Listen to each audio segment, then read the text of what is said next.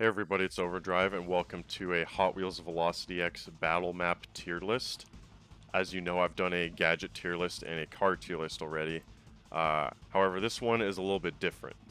This is going to be extremely subjective. The thing is, with the car tier list and the gadget tier list, it's very much based on statistics, like you have numbers to go off of. How much damage does this gadget do? What is the reload time? Or how fast is this car? What is the armor on this car? But for this, there's no numbers to go off of. I'm just going off basically the design of the map, and ultimately they're being ranked specifically by how well do they lend themselves to the gameplay of Hot Wheels Velocity X. How good is the gameplay that these maps allow, basically. So, and that includes maybe doing a 1v1 or playing with 4 people total. It should be noted that the PC version is single player only. The PS2 version allows you to play with up to 1 human player and 2 CPUs. And then the GameCube version does allow you to play with up to 4 humans. But if you're playing on the PC version, you can only play against CPUs. But with that out of the way, I'm going to do my best to rank these and just go off of everything I know about these maps and what I personally think of it. So people are free to disagree or agree. And if you have any thoughts about it, absolutely feel free to leave that in the comments, because that's what these videos work well for, is sparking conversation potentially.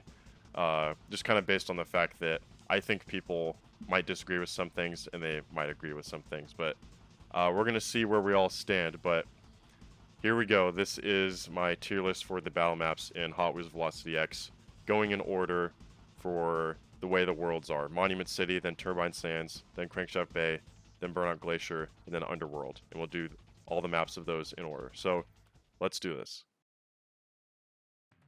Downtown. So, this is the first Monument City map, and it's a pretty simple map with a grid-based layout, and player 1 spawns by the laser cannon, and player 2 spawns on the opposite corner of the map, also by a laser cannon, which makes for a pretty fair start. But yeah, you've got some long and narrow streets where you're able to use the laser cannon effectively to snipe down there. So it makes sense, I think, that they put these laser cannons in this map. This map has the most total gadgets of any map in the entire game at 19. And it's the only map in the entire game to have 3 of one gadget, that being the laser cannon. There's actually 3 of them. And it's one of 2 maps to have all 12 types of gadgets. So that's including the Ripper Wheels and the Jet Boosters. It's, again, one of 2 maps to have the Jet Boosters in it. So, considering how many gadgets it has total, duplicates of many gadgets, and the fact that it's every type of gadget, and the fact that it's relatively kind of a medium-ish, small-ish size, gadgets are always going to be within reach. So that means pretty much anytime you do a battle in this map, it's going to be pretty action-packed. Even for a 1v1, you're going to have plenty of gadgets to choose from, and you know, every time you turn a corner, there's going to be a gadget there, which kind of just makes things move along much faster. So, you know, a match might be over faster than the other maps, at least it'll tend to be. But yeah, the aesthetics of this map, you know, you have the rain effect. This is the only time in the game that I'm aware of that there is a rain effect. Well, I thought that was kind of interesting and unique that they did that for this map. Of course, that's not really going to affect the gameplay. It doesn't lag the game or anything like that, so it's just kind of an aesthetic thing. But yeah, overall, this is a very simple map, but, you know, just the fact that it's a just square downtown area, but it works pretty well for battling. It's not like too memorable or anything like that, and it's not amazing, but it's definitely not bad. So I would kind of put this probably in the middle of the tier list. Maybe I would put this in C tier. I think I would put this in maybe C or B tier. I think I would put this in B tier. Treadwell Plaza. I have to say, this is probably one of my favorite, possibly my favorite map in the entire game. And you look around, and honestly, it's pretty flat and there's not that much going on. But in a way, I think that works out in favor of this map. So it's very flat. You have that one lower area in the center of the map, and then you have an upper glass pane area that you can get from both sides. And then in the corner of the map, there is a kind of garage area, which also has an upper elevation where you can get the oil drum and sonic boom. The energy shield is up on that glass pane area, and it's extremely, well, not extremely difficult to get to, but it's just out of the way, which kind of ensures that it's not going to be interfering with the battle too much if you're playing against CPUs. Because as we all know, when a CPU gets the energy shield, it makes things pretty annoying. So I thought it's worth mentioning that. But yeah, I mean, the magnet mine is just on ground level around the perimeter of the map, along with many other gadgets. So it's pretty easy to get to a gadget if you need one. And that magnet mine being pretty easily accessible can make things a bit chaotic. You have 2 laser cannons down in this lower area. And the laser cannon can be very good in this map if you get it. So just like with downtown, I guess it just so happens that both of the Monument City battle maps have an emphasis on the laser cannon, which is kind of weird, but I guess it just kind of worked out that way. But yeah, I mean, you can do well with the sonic boom on this map as well because it has an extremely massive range above and below you, even though it doesn't visually show that with the VFX when you use it. But overall, this map is pretty straightforward. It's arguably the most open, unobstructed map. There are 11 gadget types. It's missing the jet boosters, and then, like I said, there's those 2 laser cannons in the lower area, and that's the only gadget with duplicates in this map. So yeah, it's extremely fair, good for 1v1s and 4-player matches. Not too chaotic, but you can easily get to people. You can't just run away. It's not too big, not too small. It's just honestly like the perfect map for this game. I think it's worked super well in this game. And the funny thing is, I never even got to play this as a kid because I never even unlocked it. I got stuck on, what is it, Challenge 14.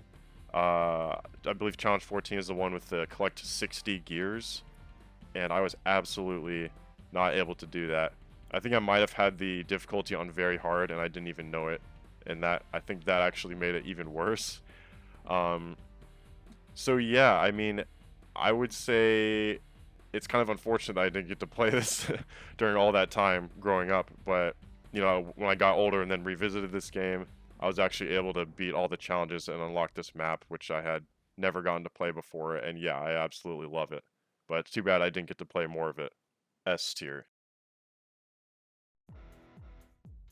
Turbine City. So this is a pretty small map. This is pretty dang small, and it's fairly symmetrical. You have one of the players spawns by the magnet mine, which is pretty dang good for that player. And then you can get an armor repair by going into kind of a side area. It has 12 gadgets, so it's the only other map, along with Downtown, that has the 12 types of gadgets, including the jet boosters and ripper wheels, of which some maps don't have the ripper wheels, and most maps do not have the jet boosters. It's very compact. It's very compact. And there's like a couple areas that you can do stunts and get boost. I mean, there's not any duplicates of gadgets like in Downtown, so it's similar to Downtown in some ways, but it's very different in the fact that Downtown has duplicates of many gadgets. This literally just has 12 total, 1 of each, which is much different. And yes, it's smaller than Downtown, so that does make sense, but personally, I don't know, this map doesn't really stand out to me, and I haven't really been a huge fan of it. It just feels a little too small and a little too narrow for me. It's not like unbelievably narrow, but just kind of the way it is. And there's maybe one dead end, I guess, where the laser cannon is. That's a dead end. Where the magnet mine is, you can escape up the wall.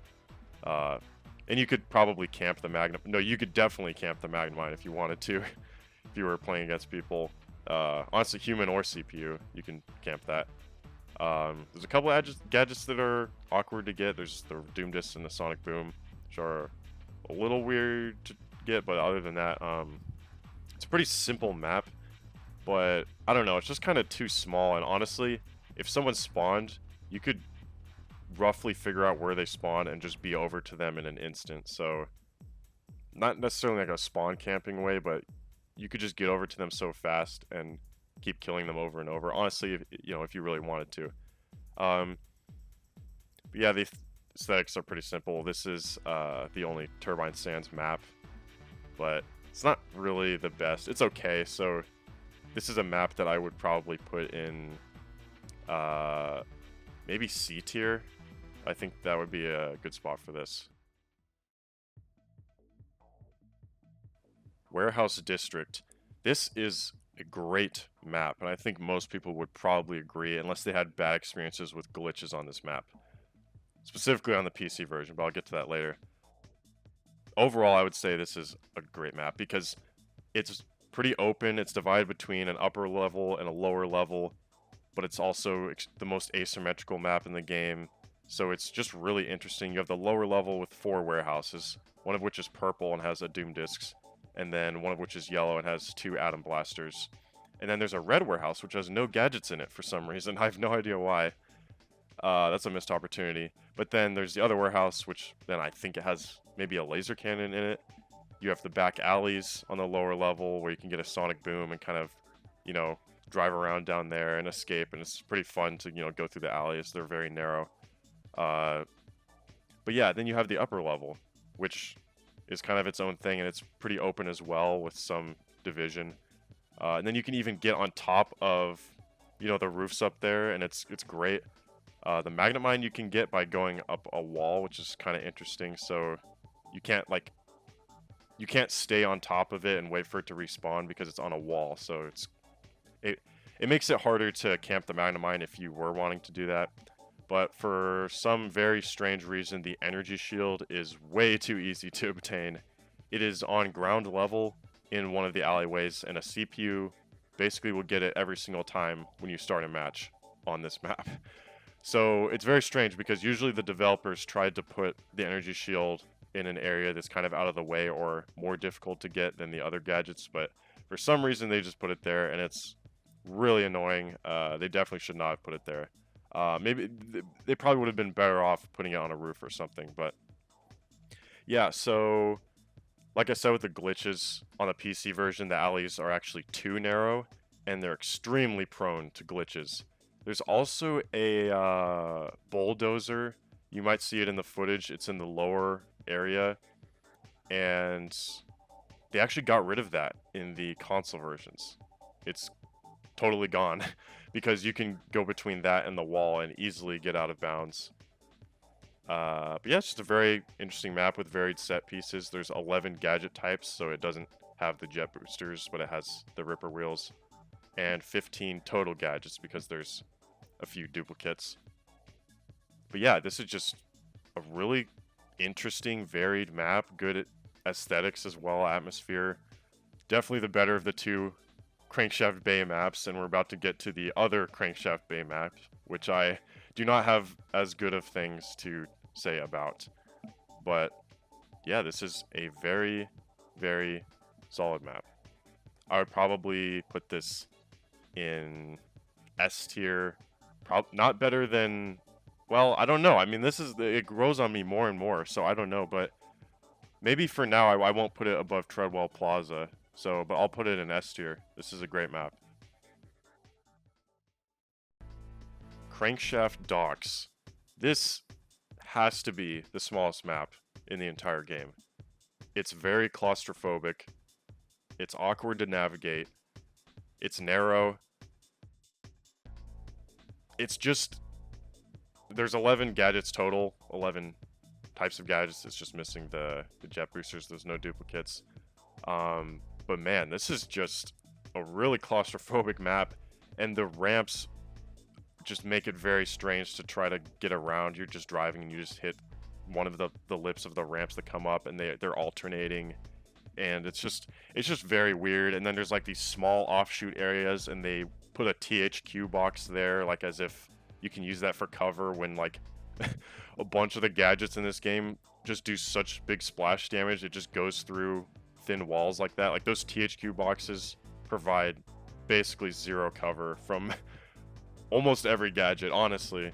You can actually destroy the THQ boxes. This is a very niche fact, but if you shoot them 6 times with a laser cannon or once with a quantum annihilator, you can destroy them. Those are the only gadgets that can destroy the THQ boxes. It's super weird. Maybe I'll make a video someday of random Hot Wheels Velocity X niche facts or something. I can put that in there, but it's very strange. But besides that, yeah, I mean, you have 2 dead ends. There's a dead end where player 1 spawns, kind of where the magnet mine is, and then there's a dead end where the armor repair is. It's just, this map is just way too small and too cluttered, and it's, especially if you're even a relatively fast car, it's just not that fun to play. And even for a 1v1, it's small. Like, the second someone spawns, you can be over to them in an instant and destroy them again. They spawn again. Oh, where are they going to spawn? Well, obviously the other side of the map. Then you just drive to the other side of the map and disable them again. Like, you basically know very confidently where they're going to spawn based on where you are. And so now just imagine doing 4-player multiplayer. It's just really crazy, especially with human players. That would be insane. But even with CPUs, it's just, it's a little too crazy. It's a little bit too easy to get to from one side to the other. And there's a particularly weird issue with this map where Vulture and Jet Threat 3.0, maybe some other cars that I don't know of, but at least those 2, they can't collect the sonic boom in a natural way. It's way harder for them to get it because they're actually too short, and they're like, it'll be shown in the footage about right now, and you actually can't. It's very funny. They probably didn't think much of it. I mean, they're just dragging and dropping these gadgets, so they don't even thinking much about it. But yeah, they totally put the sonic boom way too high up. You can still get it, but it's just a weird oversight. If you do get out of bounds in this map, which is pretty easy if you set the gadgets to random, you can get jet boosters, and then you can use those to like just fly above the walls. The invisible walls are really short. But this map does have a respawn plane, so you will respawn. Unlike Warehouse District, it does not have a respawn plane, even though they're both Crankshaft Bay maps, which makes absolutely no sense to me. And Warehouse District is the one that needs the respawn plane, not this map, because Warehouse District is the one that has all the glitches. So they released the console versions and fixed the glitches, most of them on Warehouse District, but they don't add a failsafe, just the ability to respawn in case you do encounter glitches. So I don't know why they wouldn't have it in every map, frankly. But I think that's about all there is to say out with this map. Maybe I haven't made it clear enough, but I do not like this map. It's just not good. It's too small, too claustrophobic. So I'm going to just put this at the bottom of the list. And so I guess D tier or F tier. I don't know, D tier or F tier. I mean, you know what? I don't know. Do I put it in F tier? It's so narrow. It's like just a one line of a map. It's so lame, honestly. And this is also where you do a battle in Mission 9. You fight 3 Grease Lightnings before you race Fastlane. Honestly, though, I think I'm going to put this in F tier. This is, in my opinion, the worst map, gameplay-wise, in the entire game, for any amount of players. Combustion Caldera. This was absolutely my favorite map as a kid. I just played this map over and over and over. I don't know why. I think I thought the whole lava aspect of it was fun. And keep in mind, this was the GameCube version. So there's a very important distinction. In the PC version, if you fall into the lava, you will have your health set to 0 and then respawn. So like, just any sort of touch will instantly disable you. But in the console versions, PS2 and GameCube, they actually changed it. So when you fall into the lava, you don't take any damage. You just respawn, which is super lame. That's a huge downgrade. Like, I don't know if it was... I don't know why they did that. Was it unintended that it was like that in the PC? I don't think that could possibly be unintended. Maybe they just didn't like it and they decided to change it between releases, which is such a oddly specific thing to change, but they did change it. And they changed the layout of some, like, the placement of some boxes on the upper level in the console versions as well. So there's some little differences, but that's a huge difference. That's kind of the whole point of the map, in my opinion, is that if you fall into the lava, you get punished for that. and then you're just a touch away from being disabled. That makes a lot of sense to me, and that makes the map have risk and reward. It makes it way more fun. But then the console version is just like, you just jump into the lava, and then it's a get out of jail free card, and you just escape a situation without taking any damage as punishment. So it totally ruins the map. But despite that, it was my favorite map. I think I just liked the fact that it was a circle and relatively small and very easy to get around. You can go on the upper level and pretty much just jump to the other side of the map in an instant. So I would say this map is super easy to navigate. It has 10 gadget types, tied with Underworld Arena for the least amount of gadget types, because it's missing the Ripper Wheels and the jet boosters, but there's also no duplicates, so it's just 10. There's some gadgets that are placed inside destructible crates at the start of the match, but then obviously after you destroy those crates, then it doesn't matter anymore. This map also does have those THQ boxes, which, like I said, those can be destroyed, but they don't really provide much cover or do much to affect the gameplay, to be honest. This is definitely the most symmetrical map in the entire game. But I just wish they didn't totally downgrade this map in the console versions. But it's still a good map for a 1v1 and even a 4-player match. And it works pretty well gameplay-wise, so I mean, I'd probably put this somewhere in the middle. Maybe this would be probably B or C tier. I would probably, I don't know, I might actually put this in B tier, I think. I think we'll do that. Sewer Pipe Arena. This is a massive map. This has to be the biggest map in the entire game. And obviously, it's this whole sewer area, the main draw of the underworld world in the game. And it's probably one of my favorite general areas in the entire game of any world, because it's just so fun and there's so much you can do. There's infinite possibilities. There's so many ramps. There's so many wall rides. There's so many places you can go, even weird places that for some reason have collision that you can get to. Like, it's just a super interesting map. You have the gear that's spinning in the middle of the pit. You have this gate that moves up and down by where player 1 spawns, and it's not in any other mode. For some reason, just in this mode, in battle, you have this gate that moves up and down, which is really fun, by the way, to just screw around with. And when fights end up happening over there, it's like just total chaos when it does happen. So I don't know why it's only in battle mode, but I mean, that's just how they decided to do it. But you know, the gear in the pit and then the gate both are like super fun set pieces.